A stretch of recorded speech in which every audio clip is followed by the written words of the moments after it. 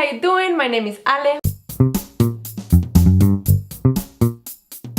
I've watched Fantastic Beasts, The Crimes of Grindelwald. Yes, I am calling him Grindelwald because you lot call him Grindelwald. I got my notes, several of them. I watched it first on Friday when it came out, and then again on Sunday with my lovely husband Marlon. I was taking notes. There's a lot to talk about. Also, spoilers, okay? If you haven't seen it, do not watch this video! Go watch the movie first, then come back and watch the video and we'll discuss, okay? Are you ready? Let's just get into it. Notes.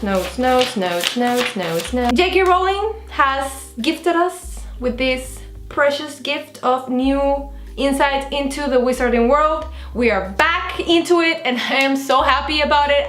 My soul is like rejuvenated. I don't know how to express my happiness. I am so grateful that we're in this ride again, watching these movies, discovering new things, creating theories, just fangirling about it. I love it. This is like what I live for. Now, The Crimes of Grindelwald, I feel like it's chapter 1. Like, I feel like the first one was chapter 0. This is chapter 1. This is like, okay, now we're getting into the actual story of what's going on. Everything is basically driven by Grindelwald and his plans and what he wants to do. Everyone else is sort of like reacting or responding to that.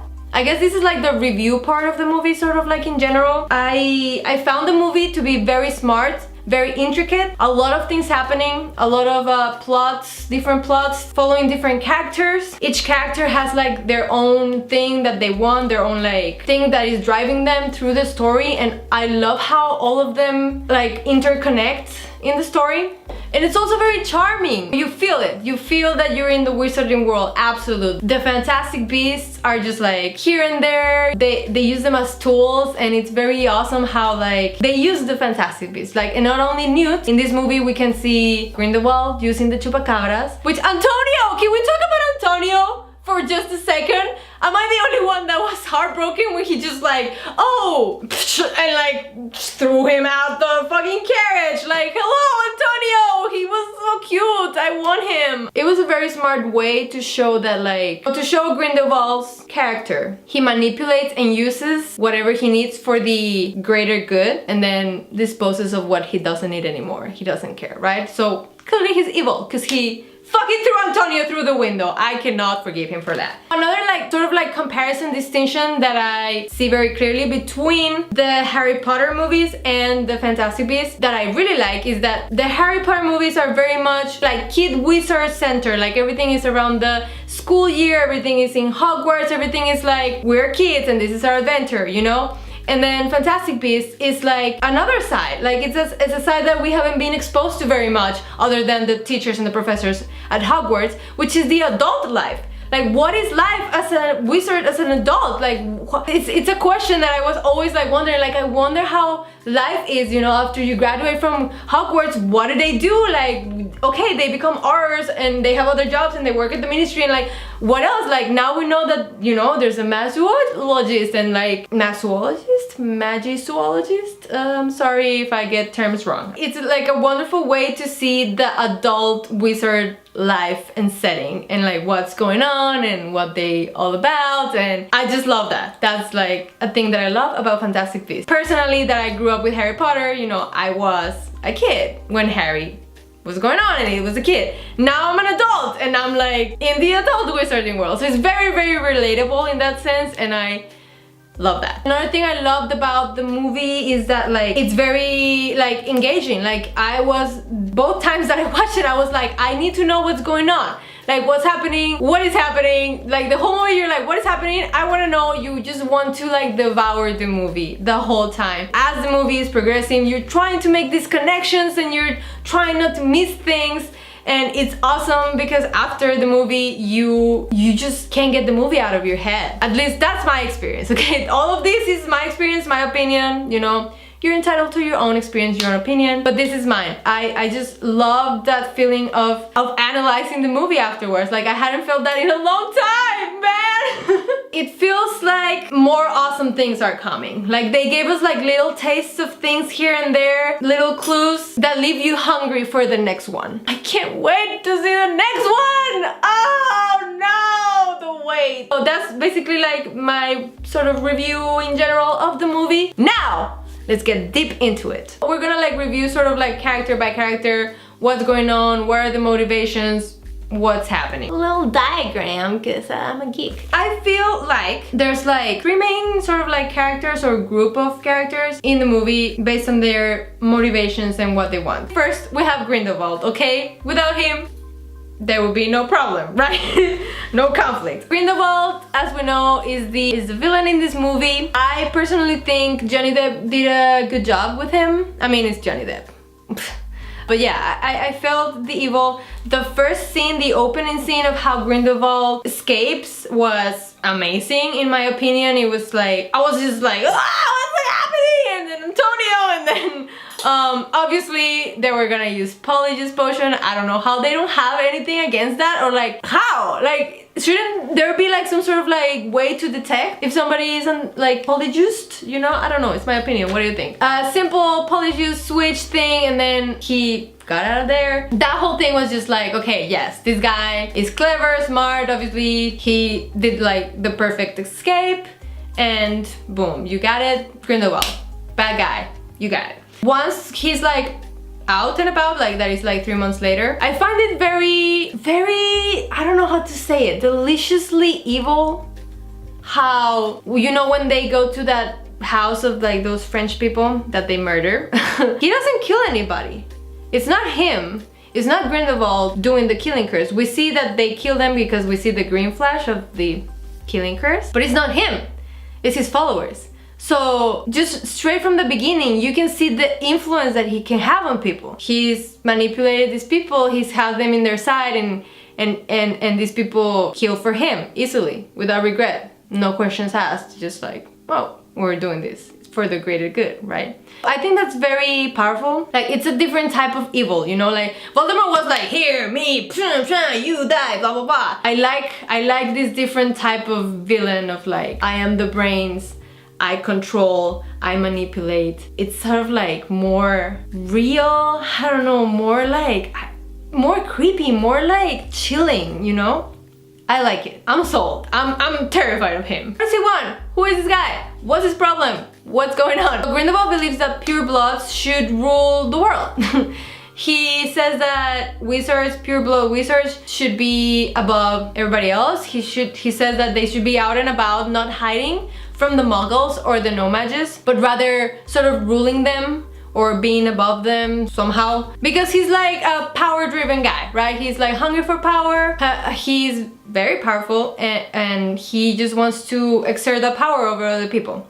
Just manipulating everybody left and right to achieve his goal of ruling the fucking world, I guess. So that's like half of his motivation is like, okay, I need to like gain my followers, and I need to persuade these people, and I need to like make this happen and like overthrow the ministry and, you know, do my thing and make the world how I want it to be. And then on the other side, because, so he says the only person that is like, that could potentially mess up with his plans is Albus Dumbledore. And so he believes that the only person that can kill Dumbledore is Credence, which is why his other half of the motivation is finding Credence and getting him to his side. And he's smart, because you know when that guy was like, why don't we just grab the guy and like take him? He's like, no, he has to come to me, and this is what he does. He knows that it's more messed up when like people choose to follow him, because it's like, you chose to follow me, like I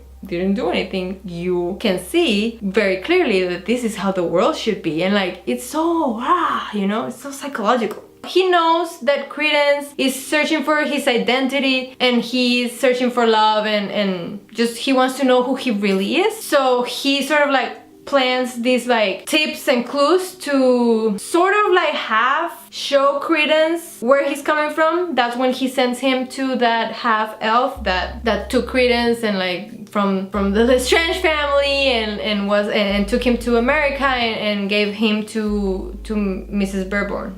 Barebone.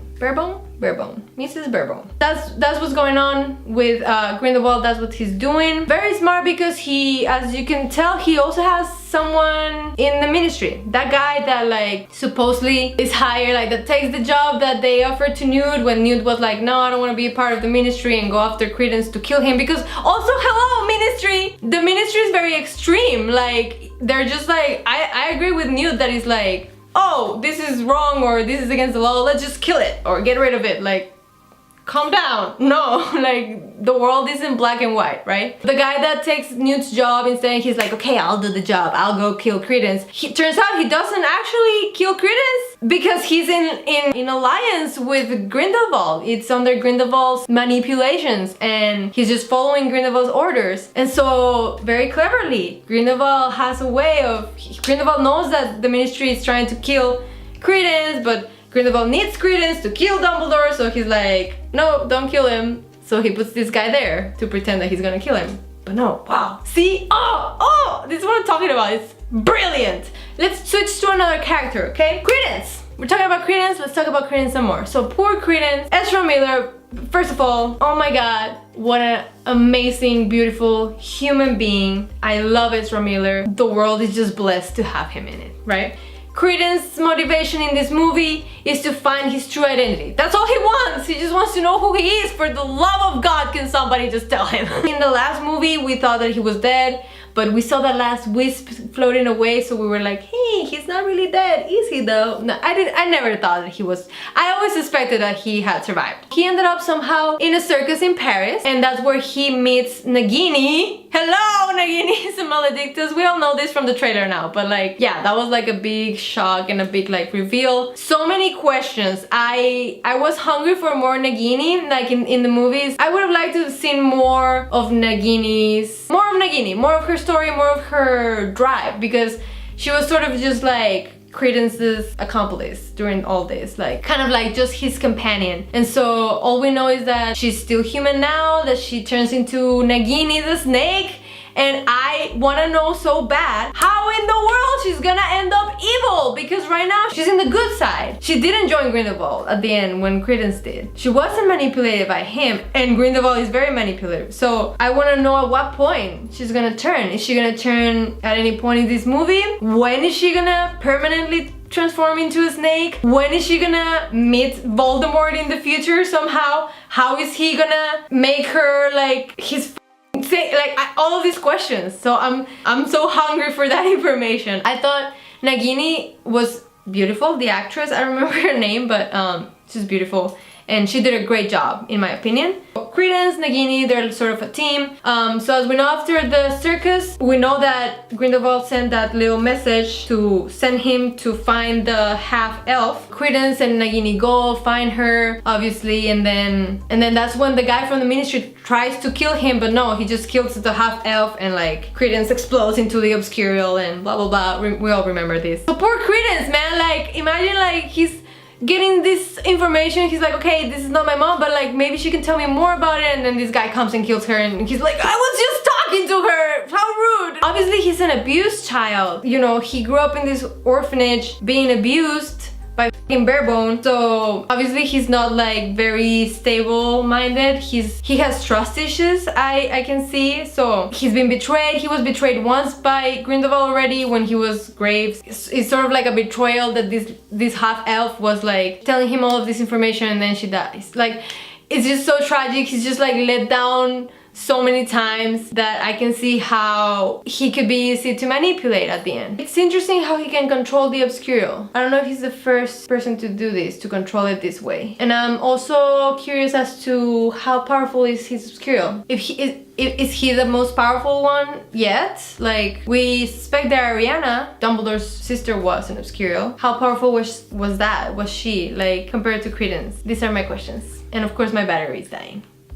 We'll be right back. The third like main character that is involved in this whole thing, in my opinion, is Dumbledore, right? So, and to Dumbledore I attach like Newt and Tina and Jacob, Queenie, all of them, right? Dumbledore is supposedly the only one that's like sort of able to stop Grindelwald, but at the same time no, because like they have the blood pact. So this is like the reveal of the blood pact, the little necklace that Grindelwald was handling at the beginning and he has with him. While Dumbledore is looking at the Mirror of Erised, he reveals to all of us that he made this blood pact with Grindelwald, and then at the end Newt specifically tells us that the pact consists in that they swore not to fight each other. Which is why the whole movie Dumbledore has been like, I can't fight him, it can't be me, I can't go against Grindelwald, has to be you, Newt, blah blah blah blah blah. Very Dumbledore. I like that they did that thing where he was like, oh, we're more than brothers, and then they did the hand thing, which is like, maybe it could have been a bit more like a little kissy or a little huggy, I don't know. A little extra gayness in our faces wouldn't have been bad, in my opinion.